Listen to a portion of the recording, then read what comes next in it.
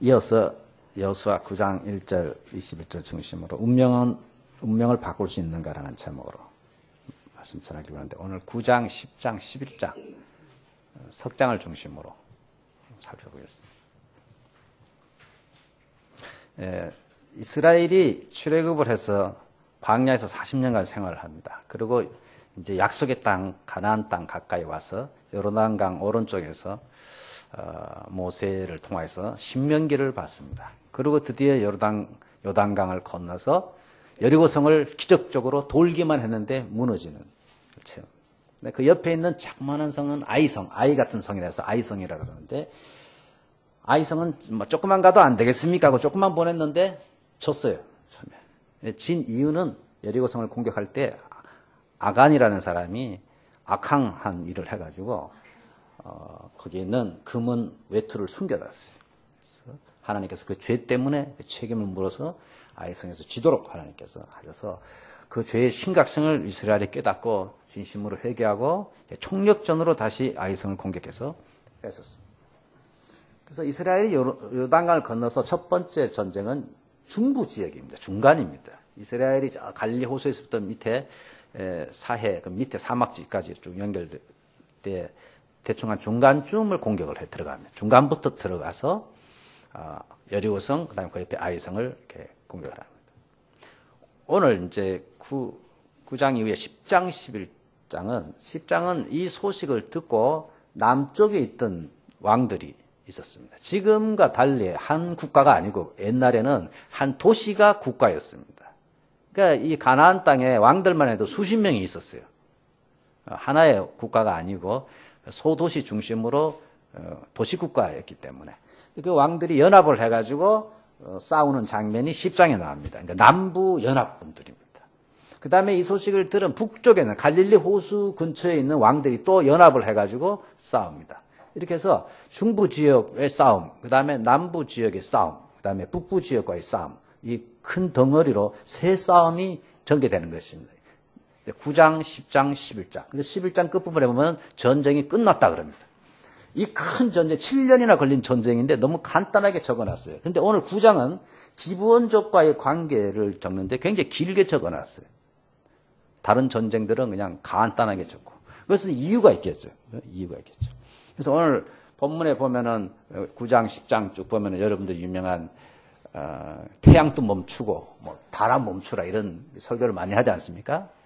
하나님의 기적에 관해서 이야기 많이 하고 합니다만은, 그러나 특별히 이 기자가 이것을 기록하면서 9장을 이렇게 많이 기록한 것은 기브온족이라는 이 특별한 부족에 대해서 우리에게 알려주려고 하는 것 같습니다. 그것에 하나님의 은혜와 구원의 은총을 저희들에게 가르쳐 주기 위해서 이 귀중한 본문을 기록에 남겼다고 생각을 하고 있습니다. 특별히 이 기브온족은 신명기 20장 16절 18절에 모세가 죽기 전에 이스라엘 백성들을 향해서 부탁한 말씀이 있습니다. 그게 뭐라고 되어 있냐면은, 너희들이 가나안 땅에 들어가면은 호흡 있는 자를 하나도 살리지 말라. 요단강을 건너서 가서 가나안 땅에 살고 있는 부족이 7 부족들이 쭉 이름을 거기 나오는데, 이 기브온족은 히위 족속입니다. 근데 가나안 족속, 아모리 족속, 브리스 족속과 히위 족속, 여부수 족속을 내가 진멸하되 하나님께서 내게 명하신 대로 하라. 왜 그러냐면 이는 그들이 그 신들에게 행하는 모든 가증한 일을 너희에게 가르쳐 본받게 하여 너희가 너희의 하나님 여호와께 범죄하게 할까 합니다.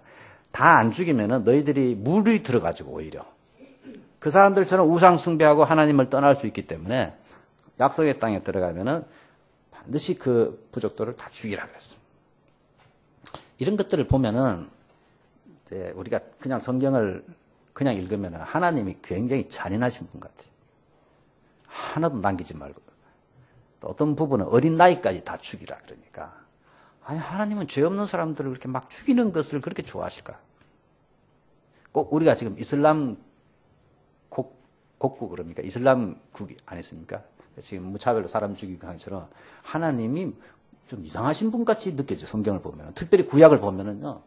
가나안 땅에 들어서 다 죽이라 그래요. 하나도 남기지 말라. 다 죽이라, 다 죽이라. 그래서 이런 것 때문에 시험에 들어서 기독교에 못 들어오는 분들이 많습니다. 특별히 구약 성경을 읽을 때 시험에 듭니다. 하나님은 이렇게 잔인한가? 나도 이렇게까지는 안 하겠다. 어떻게 이렇게 다 죽이라고 하시는가? 오늘 호흡 있는 자는 하나도 남기지 말고 신명기 20장 10절 다 죽이라. 거기에 해당되는 사람들이 기본족들입니다. 다 죽여야 돼요. 운명적으로 다 죽여야 돼요. 원래대로 하나님의 계획대로 하면 다 죽여야 돼, 이 사람들이. 네, 버틀란드 노셀 같은 훌륭한 철학자, 수학자도 자기가 기독교인이 안 된 이유를 쭉 써놨는데 그 책을 보면은 이런 하나님을 도저히 받아들일 수가 없다.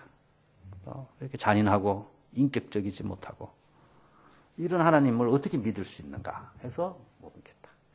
그러니까 여러분들 영적으로 성경을 안 보면요, 성경책 받아들이기가 굉장히 어렵습니다. 인간적으로만 보면, 휴머니즘, 도덕적인 책으로만 보면은 도덕적으로 이건 빵점이죠. 사람을 막 죽이라 그러니까. 영적인 이유가 있어야 되는데, 특별히 오늘 이스라엘이 그곳에 들어가서 너희들 또 그와 같은 우상 숭배할까봐. 이 당시에 가나안 땅에 사는 사람, 이 부족들은 세계에서 가장 희한한 그 우상 숭배를 했습니다. 자기 자녀들을 막 불에 태워서 바치고, 또 이렇게 제사를 지낼 때도요, 신전에 가서 제사 지낼 때도 이상한 음란한 행위를 해요. 그 사제들하고 성적인 관계를 맺고, 그게 의식이에요, 의식. 그러니까 너무너무 부도덕하고 타락된 그런 모습으로 제사를 지내고 했습니다. 왜 이렇게 하냐면, 지난번에도 말씀드렸습니다. 이 땅에서 그렇게 성적으로 막 그런 관계를 맺으면 하늘에 있는 여신과 남신이 흥분을 해가지고 또 하늘에서도 그런 일이 일어나서 그러면 비를 막 쏟아주고 그 다음에 이 풍요를 가져오는 그런 일들을 하늘에 있는 신들이 흥분해야 되기 때문에 그 흥분을 시키기 위해서 그 종교 의식이 그런 게 있는 것입니다. 그러니 이게 얼마나 타락되어 있겠습니까? 얼마나. 이런 종교가 만연해 있는 가나안 땅에 하나님의 백성이 들어갔을 때에 영향을 받는다 했죠. 그러면 왜 하나님의 백성이 들어가는 곳에는 그 사람들을 다 죽여야 되느냐면, 이스라엘 백성이 특별히 잘난 민족이 아니고 하나님께서 이스라엘 백성을 택하셔서 이스라엘 백성을 통해서 그리스도가 이 땅에 오게 하시고 그 그리스도를 통해서 전 인류를 구원하려는 큰 계획이 있었습니다. 창세기 11장까지 보면요, 바벨탑 사건으로 온 인류가 어떤 의미에서 하나님께서 끝까지 희망을 가졌어요. 노아 홍수 이후에도 세상을 다 심판하고 나서도. 그런데 좀처럼 인간이 하나님의 말씀을 순종하지 아니하고 다 바벨탑을 쌓아가지고 우리가 하나님께 대항하자고 나왔어요. 그래서 이제는 하나님께서 한 민족을 통해서 그 민족 안에 그리스도를 보내가지고 구원이 어떤 것인가를 가르쳐주고 구원의 길을 전 인류에게 주시기 위해서 이스라엘 민족을 먼저 택한 것입니다. 이스라엘 민족만 택한 것이 아니고 시간적으로 조금 일찍 택해서 우리 모든 사람을 구원하기 위해서 한 모델을 이스라엘 통해서 보여주시고 이스라엘 민족을 통해서 그리스도를 이 땅에 보내주려는 하나님의 계획이 있어요. 그런데 성경에서 보면 우리 광야 생활에도 봤습니다만 이스라엘 민족이 좀처럼 하나님 말씀에 순종하지 않고 자꾸 타락하고 해서는 안 될 짓을 하고 마지막 하나님이 유일한 민족 아닙니까? 이 민족을 통해서 인류를 구원하려는 계획조차도 이루어질 수 없는 상황에까지 빠집니다. 그래서 이제 가나안 땅에 들어가면은 절대로 거기 있는 부족들과 동화되지 않도록 하기 위해서 다 없애라. 이것은 마치 우리 몸이 동상이 그래야 썩어 들어올 때 의사가 잘라야 됩니다. 안 자르면 다 죽으니까. 그 자르는 것이 나쁜 일인가 했을 때 아무 그 의사의 의도를 모르면 나쁘죠. 사람 팔을 잘랐으니까. 발을 자르셨으니까. 근데 나머지 몸을 살기 위해서 자르면 그렇게 해야 되는 것입니다. 전 인류를 구원하기 위해서 하나님께서 이 영적인 어두운 세력이 다스리고 마지막 희망인 그리스도가 오고자 하는 이 민족조차도 오염시켜서 그리스도가 이 땅에 못 오게 하는 그 상황에서 마치 동상에 걸려 썩어가는 팔을 자르는 것처럼 가나안족을 제거하라 하는 것입니다. 영적인 배경에서 안 보면요, 하나님은 아주 나쁜 사람이 되는 것입니다. 여러분들이 잘 이해를 하셔야 돼요. 하나님께서 우리를 구원하시기 위해서 일본말로 야무웨지 그럽니까? 할 수 없이, 어찌할 수 없이 죽이라고 하는 것입니다. 안 그러면 마지막 희망조차 사라지기 때문에. 많은 기독교인들조차도 이런 하나님의 이 의도, 영적인 배경을 모르니까 설명을 못해요. 설명을 못해요. 이런 구절들 때문에 우리 교회도 옛날에 시험 든 사람들 많이 있었어요. 똑똑한 사람일수록 생각을 많이 하다 보니까. 윤리적으로 받아들일 수가 없습니다. 근데 성경은 영적인 책입니다. 오늘 또 윤리적으로 하면 기본적인 속입니다. 라합도 속입니다. 윤리적인 측면에서 보면은 이해가 되지 않습니다. 하나님이 더 중요시 여기는 것은 그런 윤리보다도 더 중요시 여기는 것이 있다는 거. 하나님의 약속에 대해서 어떻게 반응하는가, 하나님의 말씀을 듣고 어떻게 반응하는가가 그 사람의 운명을 바꾸는 것입니다. 윤리적인 삶이 바꾸는 것이 아니고 먼저는 우선순위가 하나님의 약속을 붙잡고 그 약속의 말씀에 어떻게 반응하는가에 따라서 운명이 바뀌어지는 것입니다. 원래 이 기브온족은 가나안 7부족의 하나로서 하나님께서 신명기 20장 16절 18절 호흡 있는 자는 하나도 살리지 말라, 죽어야 될 운명입니다. 피할 수 없어요. 반드시 다 죽어야 돼요. 다 죽어야 돼요. 하나님의 명령대로라면. 그런데 오늘 9장 3절에 보시면은 이 기브온 거민들이 이스라엘의 소식을 듣고 곧 쳐들어온다는 소식을 듣고서는 꾀를 냈어요. 그래서 뭐냐면은 자기네들이 먼 나라에 사는 사람처럼 해가지고 사신들을 보내가지고 옷도 일부러 허름한 옷을 입히고 아주 그 음식들도 막 상하게 곰팡이에 핀 거 이런 걸 준비해가지고 먼 나라에서 온 것처럼 위장을 했어요. 사실은 바로 옆에 있어요. 한 3일 걸어가면 있는 아주 가까운 예루살렘 근처에 있는 족속들인데 먼 나라에서 온 것처럼 속여가지고 화친을 청합니다. 우리는 멀리서 왔으니까 싸우지 말고 동맹조약을 맺읍시다. 동맹조약을 맺읍시다. 근데 너희들이 도대체 어디에 사는 누구인가 하고 물었을 때 9절에 심히 먼 지방에서 왔는데 이는 왜 먼 지방에서 왔냐면 우리가 소문을 다 들어서 압니다. 당신들의 하나님이 어떤 하나님이신지 애굽에서 행하신 모든 일을 다 들었다 그랬습니다. 그 당시에 인터넷도 없고 텔레비도 없는데 참 다 들었답니다. 하나님께서 애굽에서도 기적을 행하실 때 분명히 말씀하세요. 온 세계로 하여금 하나님이 하나님이신 줄 알리게 하기 위해서 바로의 마음을 강팍해서 재앙을 내리셨다 그러는데 이 소문이 정말 그 말씀대로 다 퍼져가지고 세상 사람들이 다 알고 있었어요. 우리가 다 들었어요. 10절에도 보면은 그가 요단 동편에 있는 아모리 사람의 두 왕 곧 헤스본 왕 시온과 아스다롯에 있는 바산 왕 옥에 행하신 모든 일들을 들었습니다.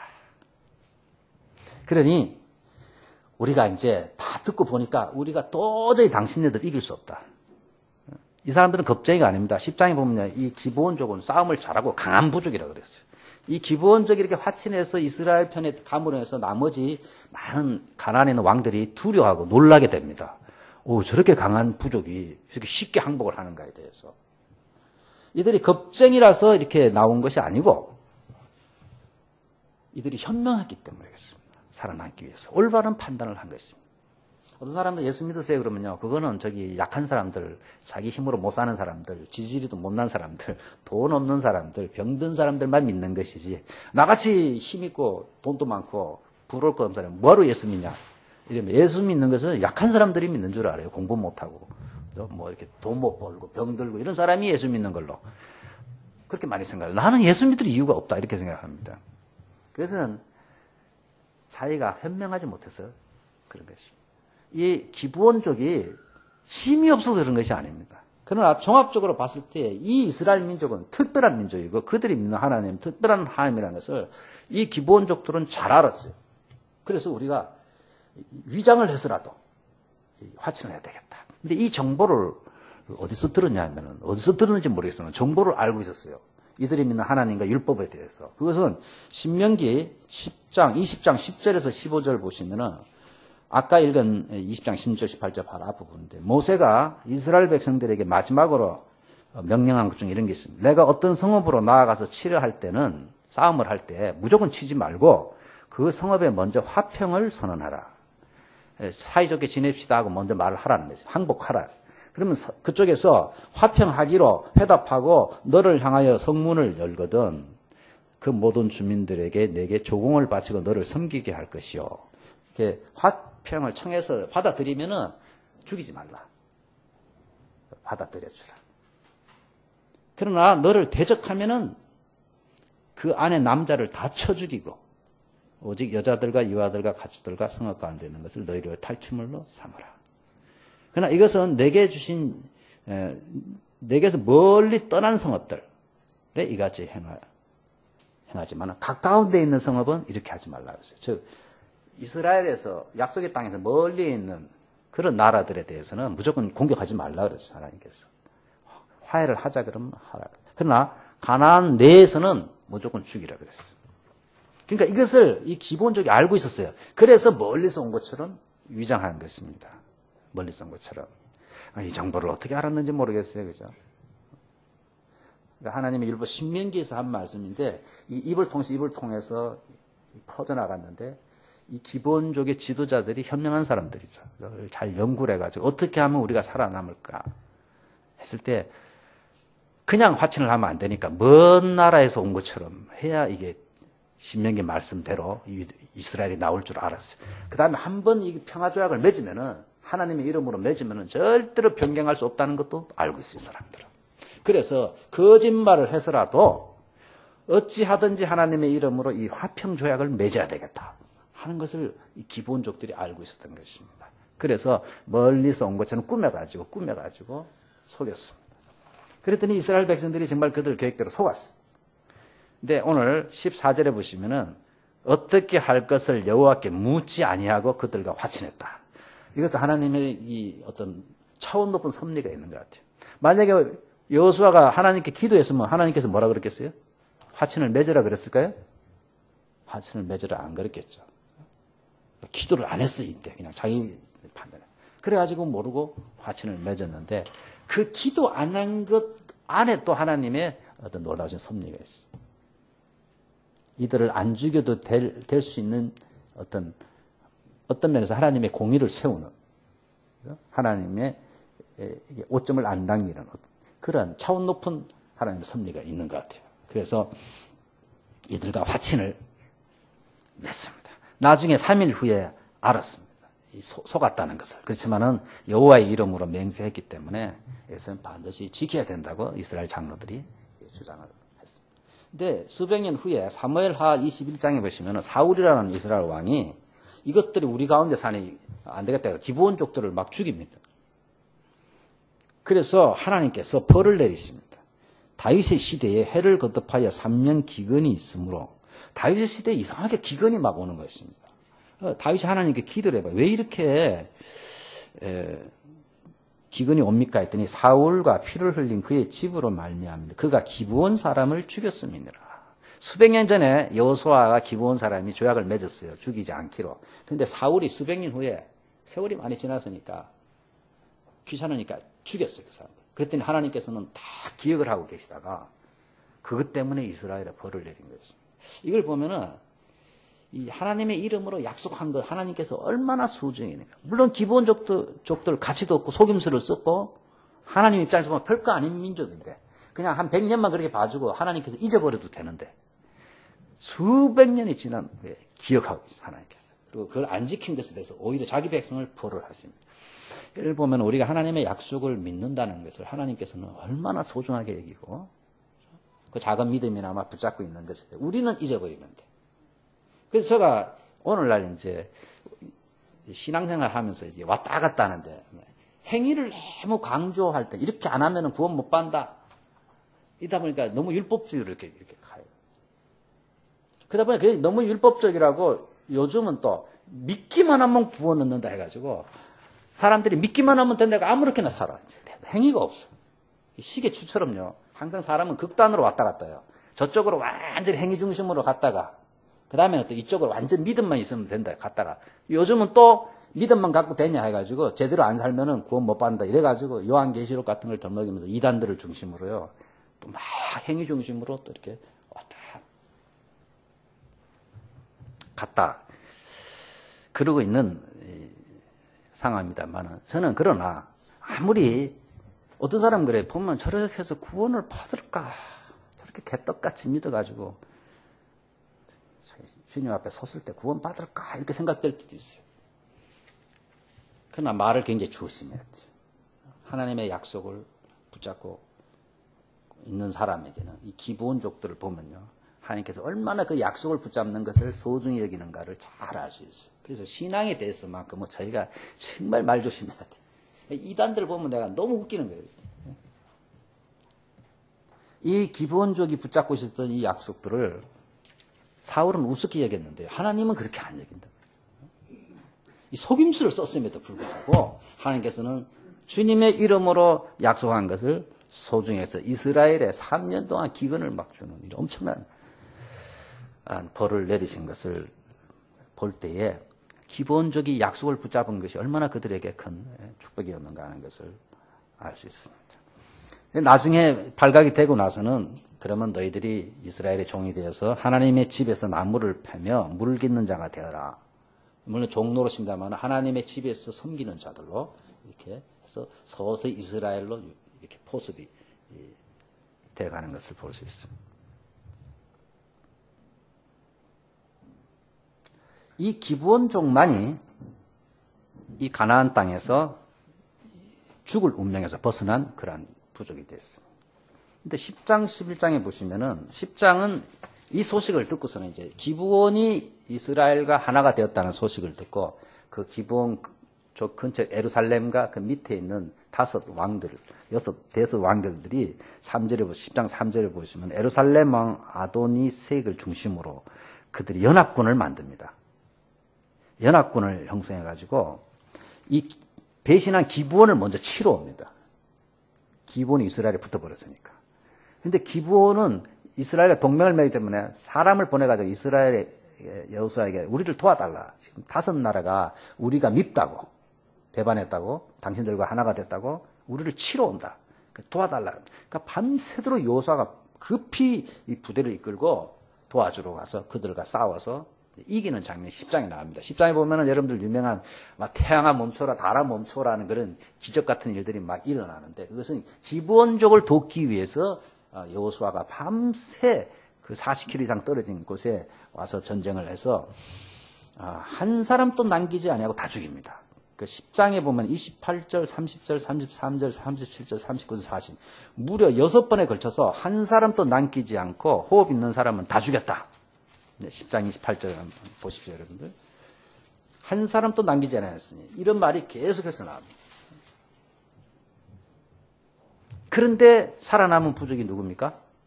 기브온은 살아남았다는 것을 강조하기 위해서 이렇게 쓴 것입니다. 기브온은.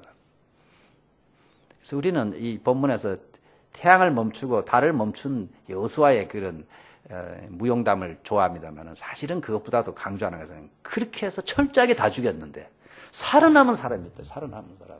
어떻게 살아남았냐 하는 것입니다. 기브온족이 살아남았다. 죽을 운명이었는데 그 사람들처럼 철저하게 죽어야 되는데 살아남았다.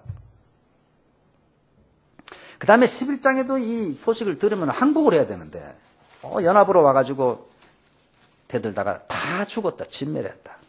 다 성읍을 불사르고 호흡 있는 자는 하나도 남기지 않았습니다. 11장 11절에 계속 그렇습니다. 이것을 강조합니다.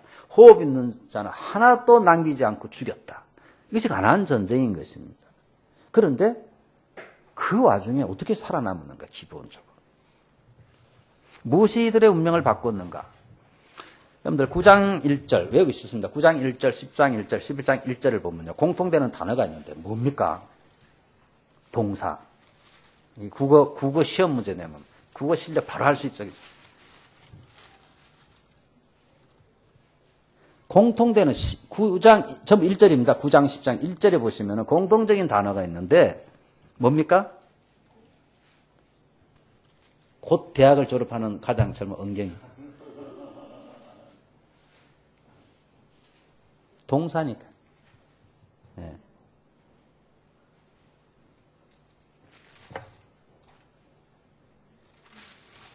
마지막 단어에 힌트가 있죠. 네? 듣고. 기브온족도 소식을 다 듣고, 이스라엘 백성이 아이성을 어떻게 이겼고, 또 여리고성을 어떻게 이겼고, 요단강을 어떻게 건넜고 하는 것을 다 들었습니다. 멀리는 출애굽 과정도 다 들었습니다. 다 들었는데, 이 하나님의 하신 일과 하나님의 말씀을 듣고서 반응이 다른 것입니다. 기브온족은 딱 듣고서는 이것은 진짜 신이다. 우리가 도저히 이길 수 없다. 이들과 화평 조약을 맺어서 우리가 살아남아야 되겠다고 화친을 요청했습니다. 그런데 남부 연합군하고 북부 연합군은 다 모여가지고 싸우려 하더니 9장 2절에 보면 일심으로 여호수아와 이스라엘로 더불어 싸우려 하더니 이 두 가지로 갈라지는 것입니다. 하나님의 말씀, 하나님 하신 일에 대해서 듣고 하나님과 화친하려는 사람이 있고 그 하나님의 일심으로 악을 품고 대항하는 그룹으로 나눠진다는 것입니다. 나눠져. 그것도 연합하여서 나눠진다. 그래서 여호수아는 하나님의 백성들과 화합된 하나가 된 이 기브온을 돕습니다. 왜냐하면 그들은 하나님의 편에 섰기 때문에.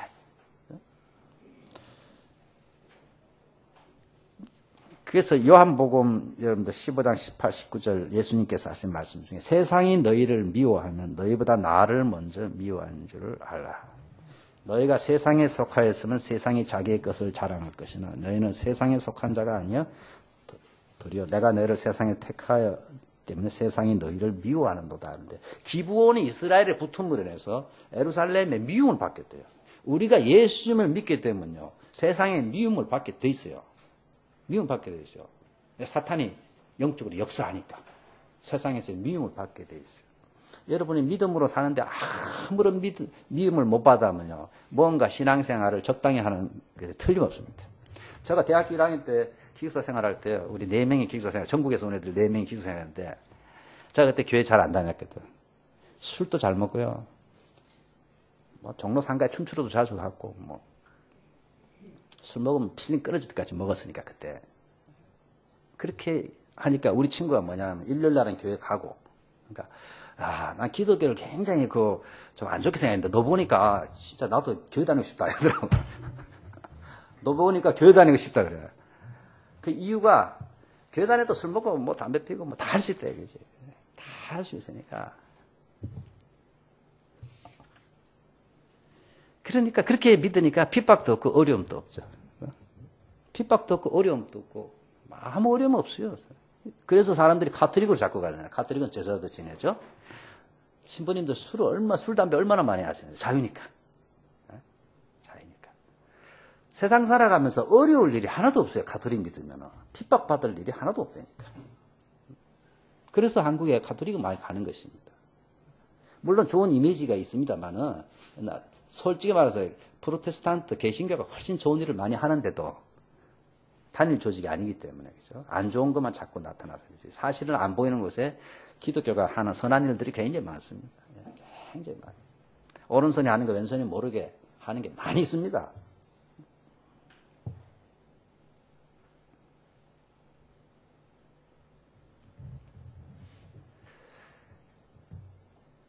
이 오늘 본문에 9장, 10장, 11절에 전부 운명을 바꾸는 그거는 듣고에 있습니다. 하나님의 말씀을 듣고서 어떻게 반응하느냐. 듣고서 기브온은 이스라엘 편에 가담해서 하나님의 편이 됐습니다만은 이 남부 연합군과 북부 연합군은 하나님을 대항했습니다. 그래서 예수님께서 말씀하신 대로 세상이 너희를 미워하면은 먼저 나를 미워한 줄 알라. 그러니까 기브온을 미워하는 것입니다. 미워하니까 여호수아 군대를 데려가서 물리치는 것입니다. 여러분 예수님 믿고 나서 핍박받는 거 오히려 감사하라 그랬어요. 마태복음 5장에 보면은 크게 기뻐라. 복인 줄 알라 그랬어요. 복이로다 그랬어요. 의를 위하여 핍박을 전혀 안 받는 것은 복이 아닙니다. 의를 위하여 핍박받는 자가 복이 있다고 예수님께서 말씀하셨는데 우리는 의롭게 안 살아도 좋으니까 핍박만 안 받게 해주세요. 돈만 많이 벌게 해주세요. 의 같은 것보다 돈이나 많이 주세요, 하나님.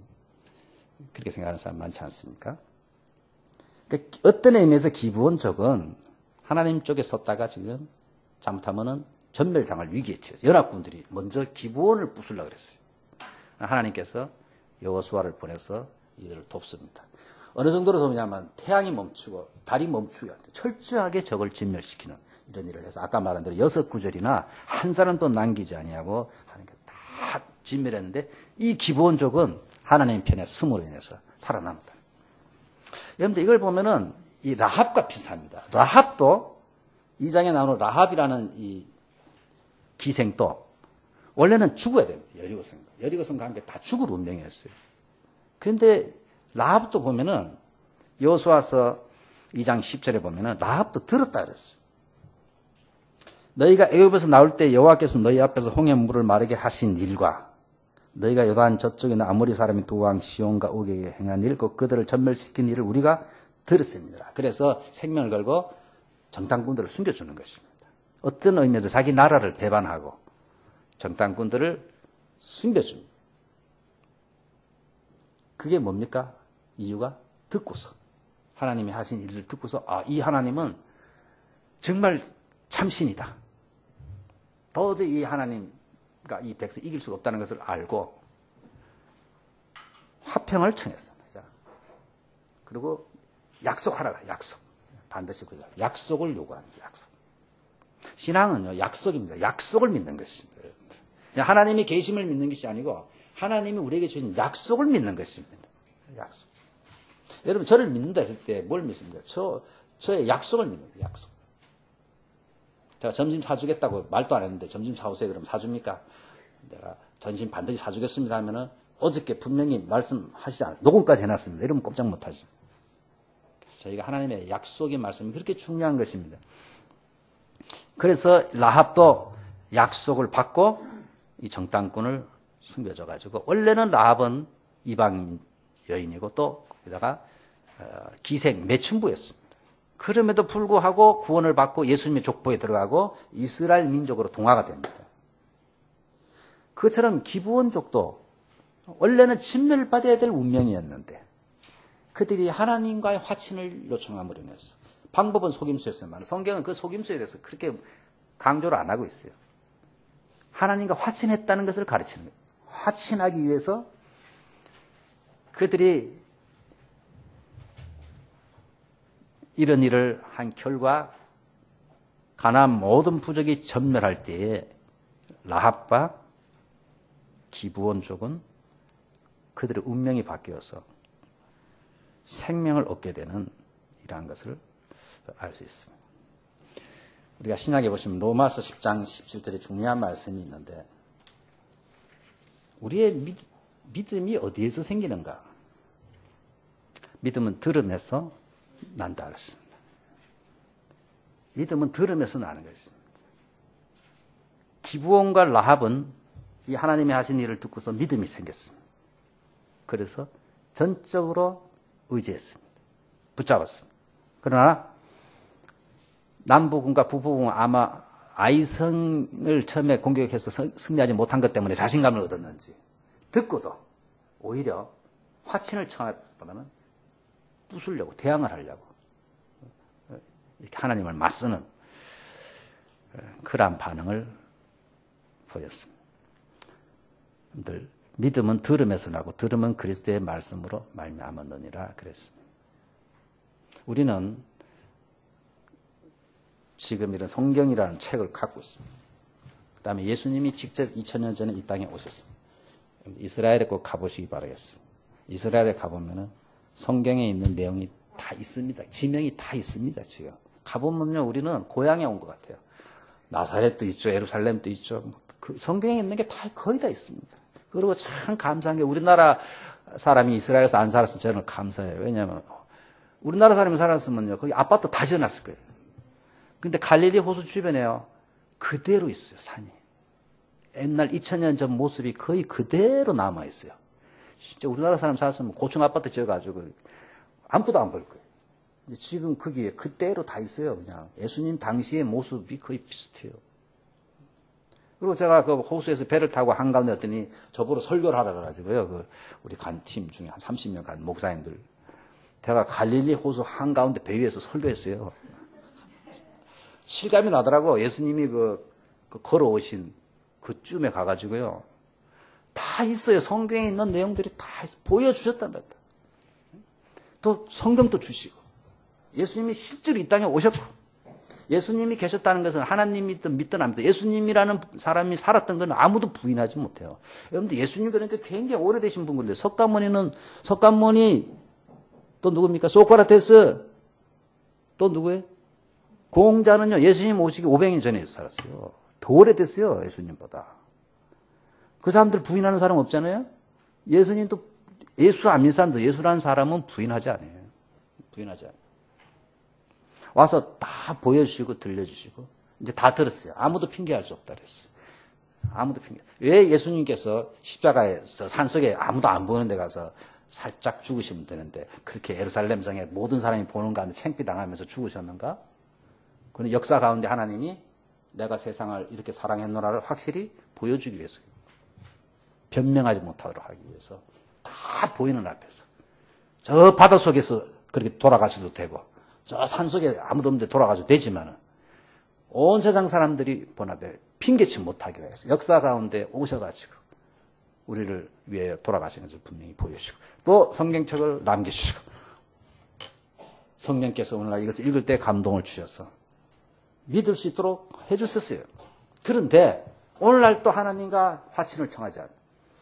하나님은 오직 하나님과 화친할 수 있는 유일한 통로는 오직 예수 그리스도의 십자가의 대속적인 죽음을 통해서만이 하나님 앞으로 나아갈 수 있는 길을 우리에게 마련해 주셨어요. 오늘날도 마찬가지입니다. 자기의 운명이 어떻게 바뀌는가 하는 것은 이 하나님의 말씀을 듣고 예수 그리스도를 믿음으로 하나님 앞에 나가다 화친을 청하느냐 기본적처럼 아니면은 내가 하나님이다 하고 내 힘으로 산다. 예수 믿어서 좋은 거 하나도 없다 이러면서 막 튕기고 그렇게 살 것인가. 그 여러분의 선택이 있습니다. 선택이 있습니다. 하나님께서 미리 이런 역사적인 사건들을 통했어요. 역사적인 사건을 통해서. 이게 단순한 그런 이스라엘 싸움이 아니고 이 세상에는 많은 부족이 있습니다만은 사람들이 있습니다만은 영적으로는 두 그룹밖에 없어요. 하나님께 속한 그룹과 사탄에게 속한 그룹밖에 없어요. 이 세상에. 여러분들 너무 일본 어쩌고 독도 어쩌고 너무 그러지 마세요. 주님 오시면 독도가 뭐고 아무 문제가 아니에요. 저런 것들은.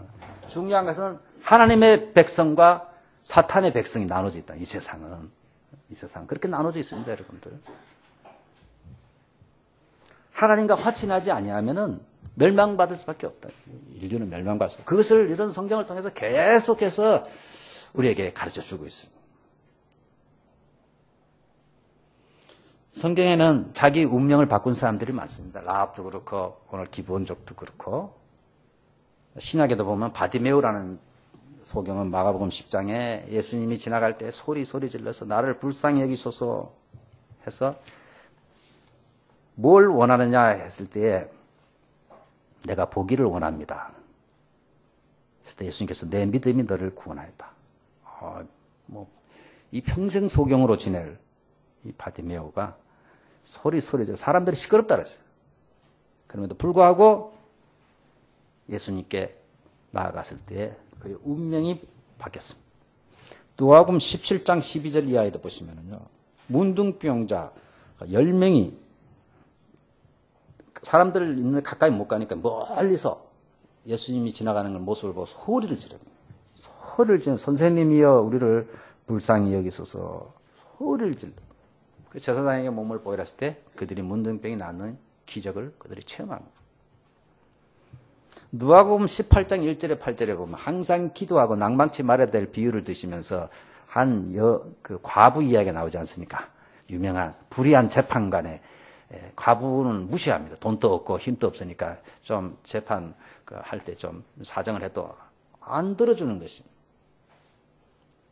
하나님도 두려워하지 않고 믿음도 없는 재판관이었는데 이 과부가 밤마다 날마다 와가지고 도와달라 그러니까 이분이 하는 말이 나는 하나님도 안 믿고 사람을 무시하는 사람이지만은 이 과부가 나를 너무 귀찮게 구니까 그 원한을 풀어줘야 되겠다.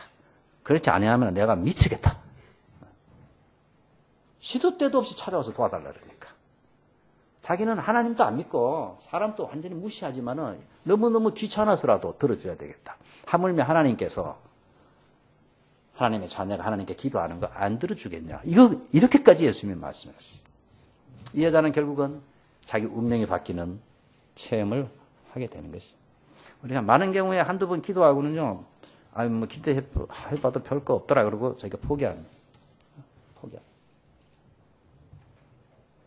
기본적이 만약에, 그냥 일찌감치 포기했으면, 그나 머리를 쓰고, 율법을 연구하고, 정보를 입수하고, 그냥 몇 달 먼 곳에 온 사람처럼 변장을 하고, 음식에 곰팡이를 피우게 이렇게 정성을 다해가지고, 가지 않습니까? 그래서 그들이 생명을 건지지 않습니까? 누가복음 18장에도 이 참 과부가 밤낮으로 가서 귀찮게 했더니 소원을 이룬 것처럼 예수님께서 일부러 이야기를 했어요. 끈질기게 기도해야 한다. 낭망치 말고 계속 기도해야 된다. 기도는 언제까지 해야 되냐? 하나님이 들으실 때까지 기도해야 된다. 성경을 보면요. 오늘 기본적도 그렇고 라합도 그렇습니다. 뭐 딱 정해져 있어서 하나님이 정해진 것이기 때문에 우리로서는 어떻게 기도해도 안 될 것 같고 어떻게 해도 안 될 것 같은 상황인데도 이상한 방법으로 하나님께서 예외를 두십니다.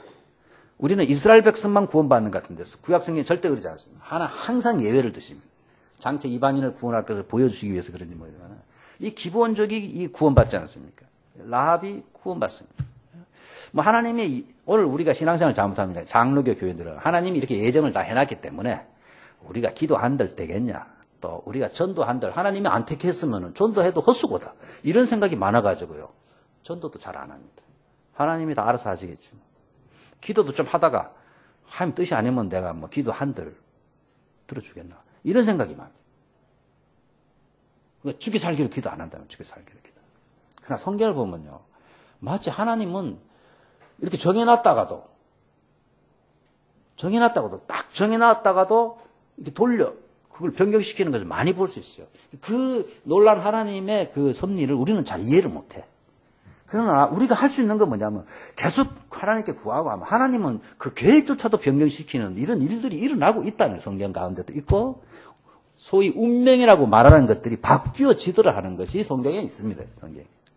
운명이라고 믿어서 바꾸려고 생각도 안 하는 것들이 바꾸어지는 역사들이 구원에 관해서도 그렇고 그렇습니다. 그래서 여러분 예정교리 이런 거를요 얇은 IQ 200도 안 되는 머리로 이렇게 판단하면 안 됩니다. 하나님이 예정됐으니까 내가 전도해도 안 될 거야. 이런 식으로. 하나님이 예정하지 않았으면 내가 기도한들 들어주겠냐. 이런 식으로 해가지고 안 해요, 사람들이. 그러나 하나님의 예정과 그런 섭리는 그런 차원이 아닐 것입니다. 그런 차원이 아닐 것입니다.